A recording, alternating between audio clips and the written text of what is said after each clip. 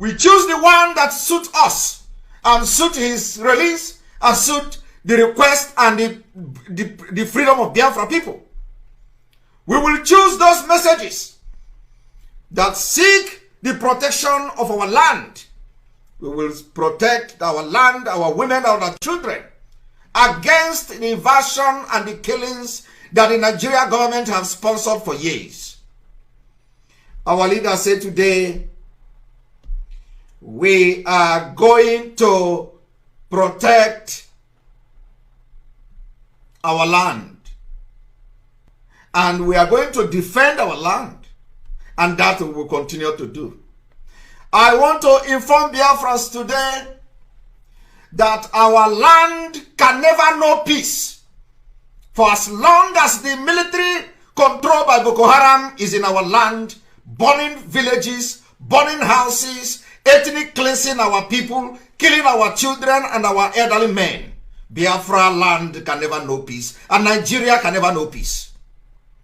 For as long as the DSS is in our land, killing and harassing our young men, Nigeria can never know peace.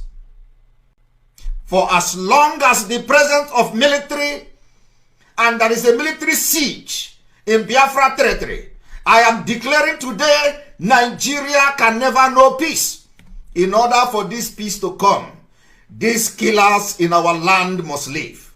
In order for the people who call themselves leaders to have peace, these killers in our land must live.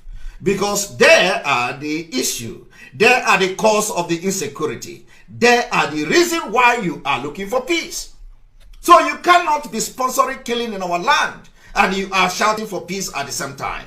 You cannot be sponsoring the killing and invasion of our land and at the same time you are shouting, oh, we want peace. You want peace as a governor while you are ordering the air bombardment of your forest, your villages, and the women and children. You are asking for peace as a governor while all you do is to bring the military to intimidate our people. You are ordering peace while everything we do and we see in the southeast and the south-south is the military checkpoint, intimidating our young men and women. And how can you have peace in an atmosphere that has been completely or is completely under siege? People can no longer walk freely in the street. People can no longer go to the market. People can no longer sleep in their homes. Because just a few days ago, we listened how they came and they killed even the elderly people while they are asleep. This is not being orchestrated by the main terrorists, but those ones in the uniform. How can you know peace? How can you be advocating for peace, especially the governors? Mazi Nnamdi Kanu's message today is well delivered. We need peace in Biafra land. And I am coming here today to interpret it to you. For us to know this peace, for us to have this peace, and for the peace to return in Biafra land, we must chase away the criminals and the terrorists in the Nigeria Army uniform. If they don't want to live in peace, we will chase them out of our land. I am telling you today that every particular arsenal must be channeled to make sure that our women are not paying price for one Nigeria again. Everything must be deployed to make sure our children are no longer paying the price of the evil entity one Nigeria. Every man, every volunteer, every command must rise up to make sure our women no longer pay the price of the evil entity called one Nigeria. Those people coming to kill you, it is time we give them the way they want. I want to bring a quote by Mustafa, and I'm going to play that video. From today, as they are killing our women and burning their houses and burning those villages, it is time we take this war to them. And then we know that nobody have the monopoly of violence. I watch Africans dying in Mediterranean Sea. I watch how Biafrans, the so-called Nigerians, are being treated like animals in Libya. And it breaks my heart. Throughout his tenure, we were busy building up machineries that was to work in containing crisis for Nigeria. We were privileged working with him since Army headquarters to know that since 1972, Nigeria was 12 years old as an independent state, with the discovery of oil and with the performance of General Gowan then as head of state, some certain forces. This is not what I have come to show you. Some of them are Biafrans. And you have been shouting for Nigeria, Nigeria this, Nigeria that. Nobody from Nigeria has ever challenged the African Union. Because anybody that is coming from Nigeria, you are to be killed in North Africa. They hate you. And do you know why they hate you? They hate you not because you are a Nigerian. They hate you because they know the people that are leaving Nigeria are not the Fulanis. They are the southern Nigerians. The young men from the south. They are doing everything to leave. And do you know what they are doing? It is an extended jihad against Nigeria. Because if you travel through the North Africa and you end up in Europe, you have become a breadwinner. You have become a threat. Because they know that once you cross to Europe, you are going to begin to support the people back home. And your support will even go to the extent of contributing to be part of stopping the Islamization of Nigeria. So they are going to stop anybody from the south traveling to Europe. Never! Some of you think that what they are doing in Libya or in Morocco or wherever it is against you, you know, it is just you, or they are doing it for business. No! They are stopping future. What they are doing is to stop the future. Some of you that are today supporting the Biafra movement, you travel through this route. Some of you that have not missed road, that still know the truth and support the truth, which is autopiloted IPOB. But those idiots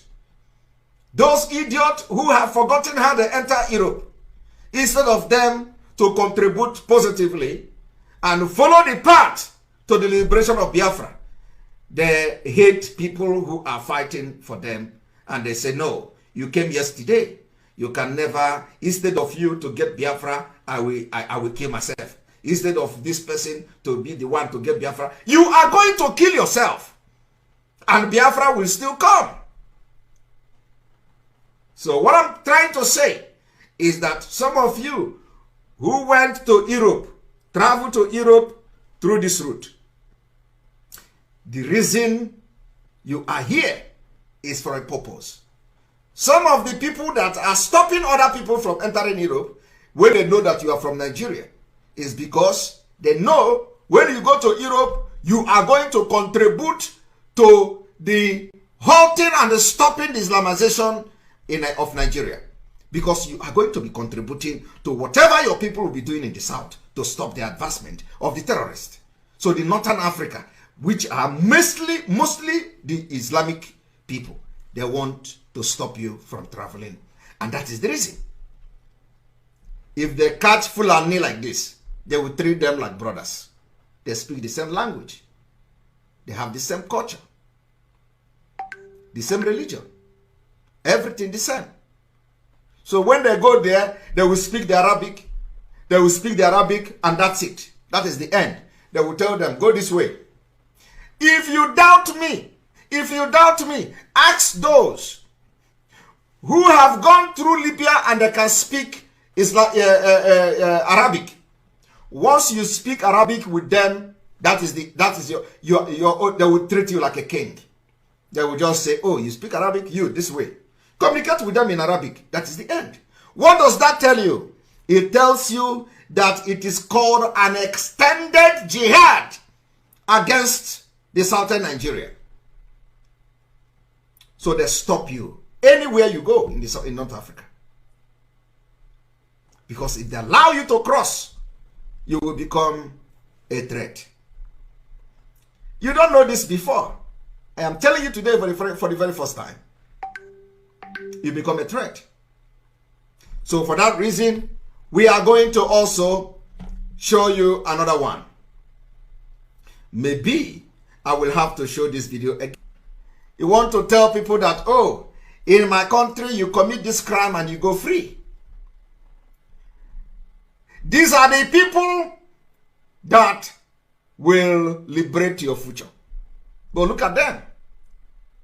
The government will know how to start to make calls and tell Boris Johnson, the idiot in Aso Rock, talking to Boris Johnson, oh, you know that Mazi Nnamdi Kanu jumped bail? You know, the court in Abuja also know how to ask questions. Oh, for the 4 years, Mazi Nnamdi Kanu have jumped bail. We don't know the reason why Mazi Nnamdi Kanu jumped bail. Everybody is talking. Peter Obi, the youth is shouting. Peter Obi, including the brothers and sisters of the people lying here. Some of them today will be some of the hopeless people. They will shout, Peter Obi. But Peter Obi is yet to travel to Morocco to ask Morocco government, I am contesting for president of Nigeria and I want to set a record. I want to do things that other people have not done. I want to convince those young men following me in Nigeria that I want to do something different. I have come. I watched this video. I watched how you are treating Nigerians in Libya. What is the problem? Why are you killing Nigerians? Why are you treating them even more derogatory way than the slavery time? Why are you dehumanizing Nigerians who want to travel to Europe from your country? I want to be a president of Nigeria. So for this reason, I have come to show that I care for the people in Nigeria. He cannot do that. If he do it, that is the end. This is a man, Peter Obi, who went to Egypt. Egypt is still part of them. He went to Egypt. Peter Obi did not know that in Egypt, the North Africa, Libya, Morocco, Tunisia, all of them, Peter Obi did not know that they treat Nigerians like shit. And he didn't make comment on that. Of course, he will never make comment on that. Why will he make comment on that? Is he not afraid? He can never make comment on that. He can never ever make comment on that. So ask yourself, why? Today, the same man called Peter Obi is gallivanting, telling you that the force behind him, they call themselves third force that doesn't know anything, third force that have absolutely nothing to offer, third force that could not organize a protest against the impunity in Africa. But you know, when some of them turn around and they come back to Africa, they become celebrities. Oh, some of them, when they succeed like this, they come to Europe, they stay for 5 years. The next thing is to start to import or to export used cars. They call them tokumbo. They call them tokumbo. They will do all manner of jobs. They will wash plate, they will wash toilet, they will clean everything cleanable. They will save money and then they will begin to send used cars to Nigeria. So once they begin to do that, they feel they have arrived. When you talk about Biafra, they tell you, do you have business in Nigeria? Do you have business? Do you do business? I do business. I do export. I do import. Ask the person, what is this your business? He tell you, I am into motor parts business. I am into sending tokumbo cars. And they have contributed to the biggest debt, to the biggest number of debt in Nigeria. They contributed to it. Because those cars they are sending to Nigeria, you know, most of them, they are telling you tokumbo, most of them is, they are cars that they are crushing here. Those cars cannot pass MOT, what we call MOT. MOT is the test you go and conduct in a car to know that that car is fit to be used on motorway. So some cars, if that car does not pass that test, you can't drive it. Police will deal with you and give you fine.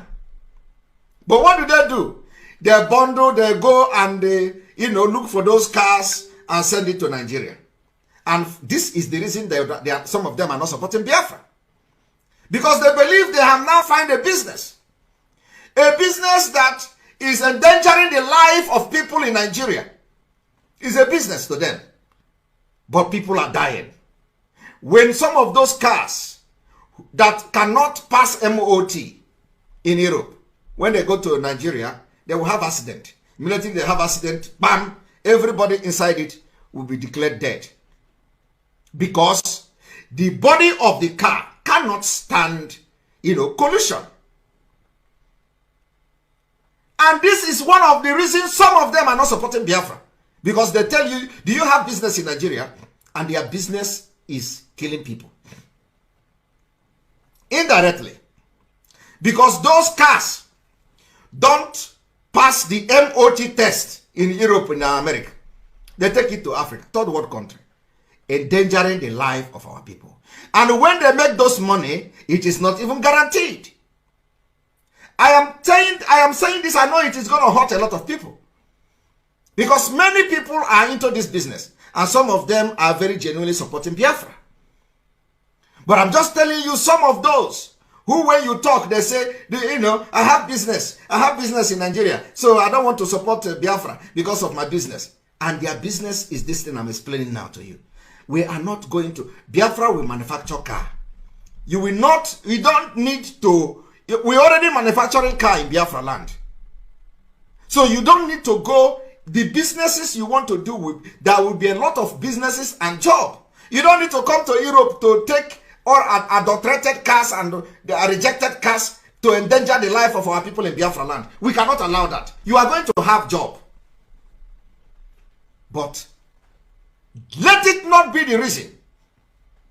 You are endangering the life of the people by importing cars that have been rejected in Europe.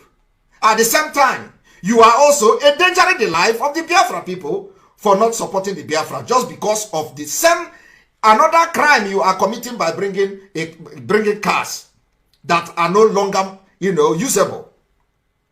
Cars that are endangering the life of our people. You danger our life with your business. You danger our life by not supporting the Biafra because of the same danger you are putting our people in your business. And today, Nigerian government have increased the clearance or what the clearing fee, what you pay for clearance for clearing goods in Nigeria. They have increased the price. So somebody will use 5 million naira to buy a car that will end up killing him. Because any day there is an accident in that car, the person is gone. I want to tell you today that let your business not be the reason to not support Biafra. I want to tell you today, let your business not be the reason for not supporting Biafra. Because you will live to regret not supporting Biafra if anything happened that we miss this target. Our target is 2023. We know that the Nigerian government, they are preparing. You know, they have now forgotten Boko Haram in the north. they have forgotten the bandit, they have forgotten Al-Qaeda, they have forgotten the ISWAP, they have forgotten all these terrorists they created because they support them. Now, all the military hardware and arsenal is now going to Biafra land and to the Yoruba land, of course, because they know Yoruba people are not smiling as well. They are having intels. What is coming? But let me tell you today, everybody that come to kill us in 2023 will go down. It is not going to be business as usual. We are going to defend our land with everything available to us. So your military presence or moving all this thing to our land does not move us. And it will never move us. If you think that you are going to stop Biafra from coming by military intervention, you are a failure. We will prove to you that 2022 and 23 is not 1967. And we are going to know how you will fight this war. Because the Middle Belt are going. Yorubas are going. Biafra are going. Even other indigenous people in Nigeria, Southern Kaduna, they are going. The Plateau people, they are going. We are going to know how you are going to fight this war. Thank you so much, my wonderful viewers, for watching this video together with me from the beginning to the end. Like I said before, if you like what you see here, if you like what I do in this platform, as you have finished watching this video, please hit that red button that says subscribe and put on your notification bell to all notification. In that way, you'll be able to know when I upload a new video. Share my videos, leave your comments in the comment section constructively. Until I meet your way again in my next video, I still remain your Linda's TV show. Bye-bye.